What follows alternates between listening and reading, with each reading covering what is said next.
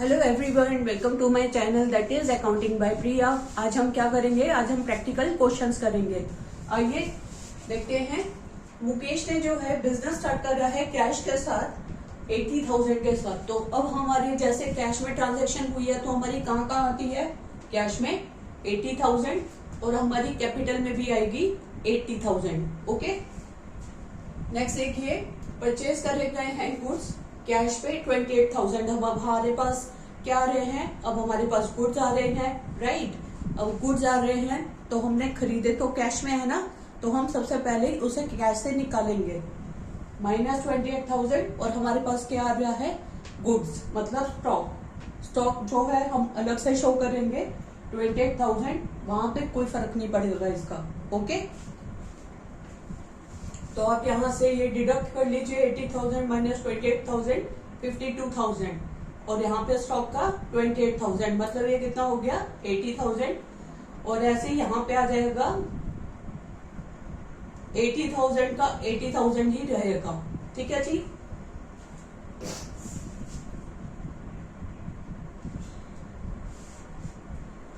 Next देखिए, purchase करे गए हैं गुड्स क्रेडिट पे ₹28,000। ठीक है, हमने उधार पे गुड्स खरीदे हैं 28,000 के। गुड्स तो आ रहे हैं ना हमारे पास।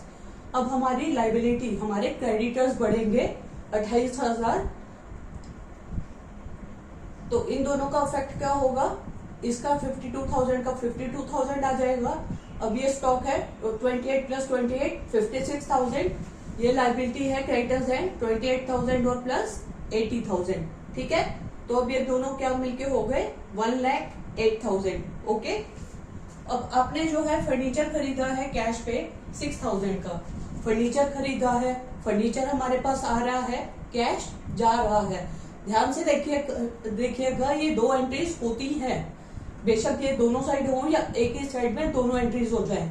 ठीक है, जैसे अब देखिए हमारी जो भी कैश में एंट्री होती है वो एसेट साइड ही हो जाती है, माइनस प्लस दोनों। ठीक है, अब देखिए हमने फर्नीचर खरीदा है 6,000 में और ऐसे ही हमने कैश में खरीदा है, तो कैश तो हमारे पास से गया रहा और फर्नीचर हमारे पास आ गया, तो माइनस प्लस दोनों यहीं पे हो गए, तो काम खत्म हो गया। 46,000 तो यहाँ पे माइनस हो गया, यहाँ प्लस हो गया। तो देखिए 52 में से 6,000 माइनस कर दीजिए 46,000, 56,000 6,000 और यहाँ का एज इट इज बैलेंस जो है नीचे ड्रॉ हो जाएगा 28,000 और 80,000। ओके, अब नेक्स्ट ट्रांजेक्शन देखिए, हमने रेंट पे करा है 6,000। बताया था ना आपको कि जो भी सारे एक्सपेंसेस होंगे और सारे लॉसेस होंगे वो हमारे सारे कैपिटल में से डिडक्ट होते ही होते हैं। तो सबसे पहले तो इसे कैश में से डिडक्ट कर दीजिए क्योंकि कैश ही निकला है ना हमारा, और इसको फिर कैपिटल में से डिडक्ट कर दीजिए। ओके,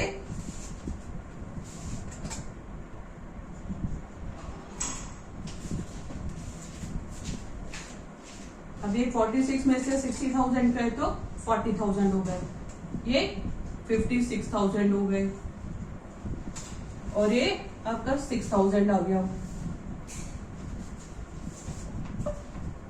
और यहाँ पे 74,000 हो गया, यहाँ पे 28,000 हो गया।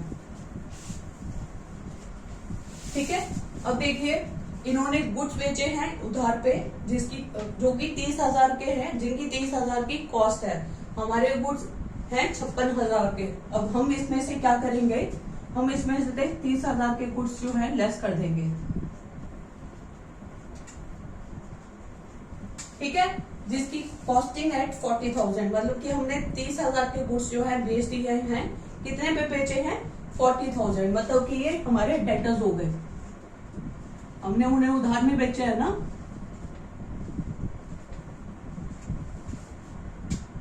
तो ये हो गया हमारा 40,000। अब नेट इफेक्ट क्या है इसका? 10,000। जो भी प्लस माइनस करके आता है वो हम यहाँ लिखते हैं। तो ये हमारा 28,000 हो गया, ये हमारा 84,000 हो गया,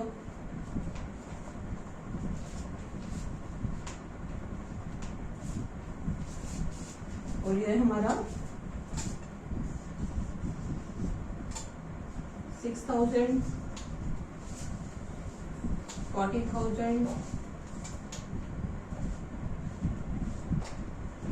40,000 के हमारे डेटर्स हैं, तो 56 में से 30 गए, 26,000, और ये हमारे एज इट इज 40,000। टोटल करके देख लीजिए, 40 प्लस 26 66, 66 प्लस 6 72, 72 प्लस 40 कितना हो गया 1,14,000। ऐसे इसको देख लीजिए, 28 प्लस 84 8412 हो गया। और एक मिनट रुकिए, हम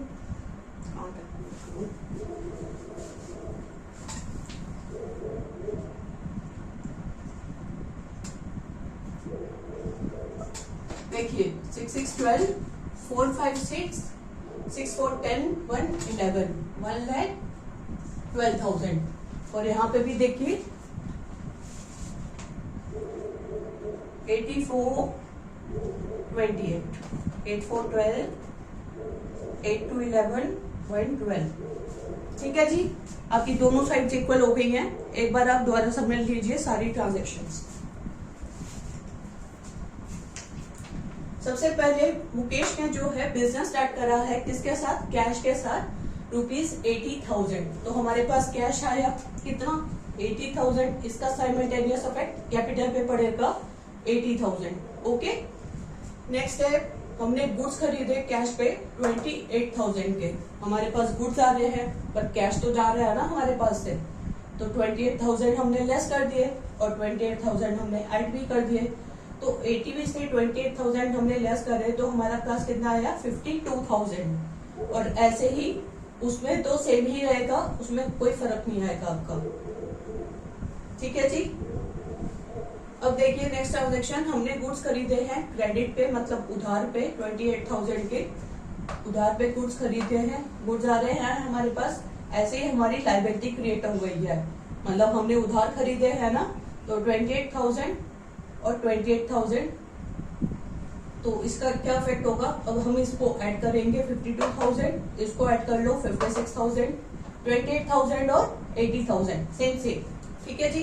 फिर हमने एक फर्नीचर खरीदा है कैश पे 6,000 का, इसमें से 6,000 रिड्यूस कर दो, 6,000 फर्नीचर आ गया आपका, 6,000 कैश में से रिड्यूस हो गया 46,000। ऐसे ही फर्नीचर यहाँ भी आ गया 6,000, सेम एज इट इज लिख दो, उनको भी ऐसे लिख दो। ठीक है।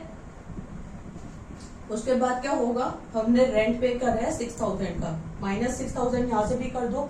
आपको बताया था सारे के सारे एक्सपेंसेस और लॉसेस को हम कैपिटल से डिडक्ट करते हैं, तो उधर भी हमने डिडक्ट कर दिया 6,000, तो उधर कितना रह गया 74,000, 28,000 जो हमारी लाइबिलिटी चल रही है, और इधर 40,000, इधर सेम एज इट इज 56,000 और 6,000। ओके, आपने गुड्स बेच दिए हैं उधार पे जो कि थे 30,000 के, आपने बेचे हैं 40,000 के। अब हमारे गुड्स हमने बेचे हैं, हमारे गुड्स टोटल कितने हैं 56,000 के, 30,000 के हमने गुड्स बेच दिए हैं, 40,000 के हमारे डेटर्स बन गए ना, हमने उधार पे बेचे, और इनका जो नेट इफेक्ट आया मतलब 40 माइनस 30 10,000, वो हमने कैपिटल में ऐड कर दिया। ओके, तो ये हमारा बन गया 26,000 माइनस करके 6,000 एज इट इज फर्नीचर का। अब हमारे ये डेटर्स हैं 40,000 के, और ये हमारी कैश है 40,000, और हमारी लाइबिलिटी सेम है,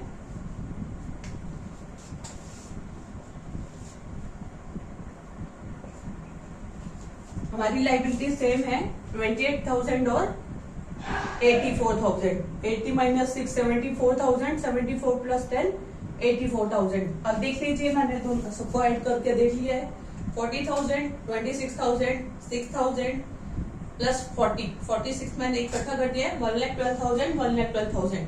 आई होप ये क्वेश्चन आपको क्लियर हुआ होगा। जो भी प्रॉब्लम आए कमेंट सेक्शन में पूछ लिया मेरे से, मैं आपको और आगे करवा रही हूँ।